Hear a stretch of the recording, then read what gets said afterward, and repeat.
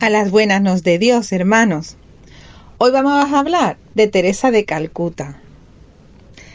Sus primeros años. Ajece Gonche Bojariu. Gonche significa capullo de rosa o pequeña flor en albanés. Nació el 26 de agosto de 1910 en Uskup, entonces parte del Imperio Otomano, y actualmente Skopje, República de Macedonia del Norte. Pero solía considerar como su fecha de nacimiento el 27 de agosto, ya que ese fue el día en que la bautizaron.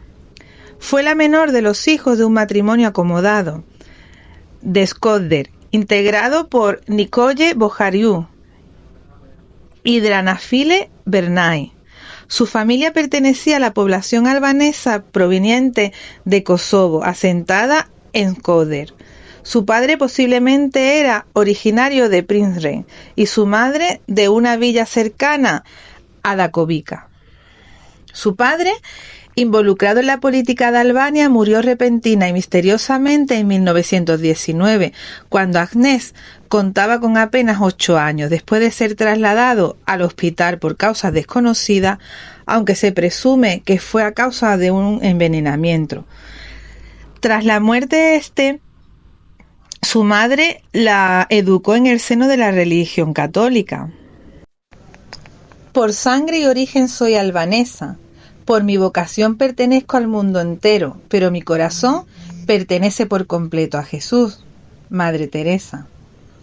En su niñez, Agnès asistió a la escuela estatal y participó como soprano solista del coro de su parroquia. En ausencia del director, se encargaba incluso de la dirección del grupo. Además, pertenecía a una congregación mariana fundada en 1563 y conocida como Sodalicio de Nuestra Señora, donde comenzó a interesarse por las historias de los misioneros jesuitas y de Yugoslavia, que estaban en Bengala. Desde entonces sintió el deseo de trabajar al igual que ellos en la India. De acuerdo con la biografía escrita por Joan Gras Lucas, desde temprana edad Agnès se mostró fascinada por las historias de vida de los misioneros y sus obras en Bengala. A la edad de 5 años hizo la primera comunión y a los 6 la confirmación. Con 12 años ya estaba convencida de que debía dedicarse a la religión. Su resolución definitiva fue tomada el 15 de agosto de 1928, mientras rezaba en la capilla de la Virgen Negra de Lesnis, donde acudía con frecuencia de peregrinación.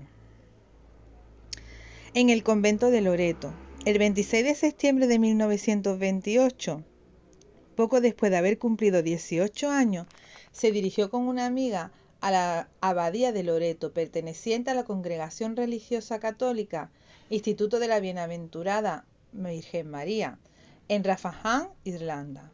A partir de ese momento, jamás volvería a ver a su madre ni a su hermana, si bien originalmente acudió a ese lugar para aprender inglés, que era el idioma que las hermanas de Loreto enseñaban a los niños en la India. Una vez ahí, fue admitida como postulante y en noviembre de 1928 se trasladó por vía marítima hacia Calcuta, sitio a donde arribó el 6 de enero de 1929. En Darjeeling, cerca de la montaña del Himalaya, inició su noviciado y aprendió bengalí, además de enseñar a la escuela de Santa Teresa, que se hallaba cerca de su convento. Después de hacer sus votos de pobreza y castidad y obediencia, como monja el 24 de mayo de 1931, fue trasladada al colegio de Santa María en Antallí, al este de Calcuta. En ese periodo eligió ser llamada con el mismo nombre que Teresa de Lisieux, la santa patrona de los misioneros. Sin embargo, debido a que una enfermera en el convento ya había elegido ese nombre, Agnès optó por usar el término castellizado de Teresa, en vez de Thérèse. El 14 de mayo de 1937, Teresa hizo sus votos solemnes mientras enseñaba en el colegio del convento de Loreto. Trabajó ahí por casi 20 años como profesora de historia y geografía, hasta que en 1944 se convirtió en directora del centro. Si bien disfrutaba, enseñar en el colegio cada vez se perturbaba más en razón de la pobreza existente en Calcuta. La hambruna de 1943 en Bengala trajo consigo miseria y muerte a la ciudad, mientras que la ola de violencia hindú musulmana suscitada en agosto de 1946 hundió a la población en la desesperación y el terror. Las misioneras de la caridad. El 11 de septiembre de 1946, ya encargada de un colegio de las Hermanas Santa Ana, Teresa experimentó lo más grande, describió como la llamada dentro de la llamada, en referencia a haber escuchado a Dios pidiéndole que dedicara su vida a los menos privilegiados de la sociedad. Esto ocurrió justamente en un viaje en 3 rumbos al convento de Loreto, en Darjeeling, desde Calcuta, para su retiro anual. Estaba por detrás el convento y ayudar a los pobres mientras vivía entre ellos fue una orden. Fallar habría significado quebrantar la fe. Tras haber recibido capacitación médica básica en París con el apoyo financiero de un empresario indio católico, comenzó a trabajar entre los pobres en 1948, enseñándoles a leer. Tras adoptar la ciudadanía india en 1950, recibió formación como enfermera durante 3 meses en Patna con las Hermanas Misioneras Médicas de Norteamérica y finalmente se asentó en los barrios más pobres. Al principio inauguró una escuela en Motihil, Calcuta, y pronto empezó a enfocarse en las necesidades de los indigentes y de los hambrientos. A comienzos de 1949 se le unió un grupo de mujeres jóvenes y sentó las bases para crear una nueva comunidad religiosa que ayudara a los más pobres entre los pobres. Pronto sus esfuerzos atrajeron la atención de funcionarios indios, entre ellos el primer ministro, quienes le expresaron su aprecio. Teresa escribió en su diario personal que su primer año de trabajo con los pobres estuvo repleto de dificultades.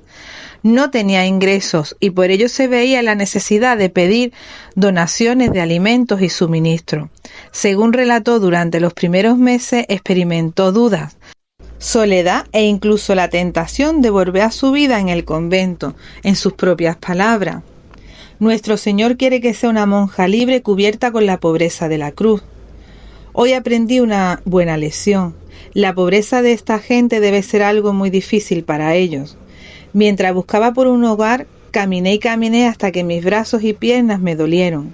Pensé entonces que tanto debía dolerles a ellos en su cuerpo y alma, buscando por un hogar, por comida y por tener salud.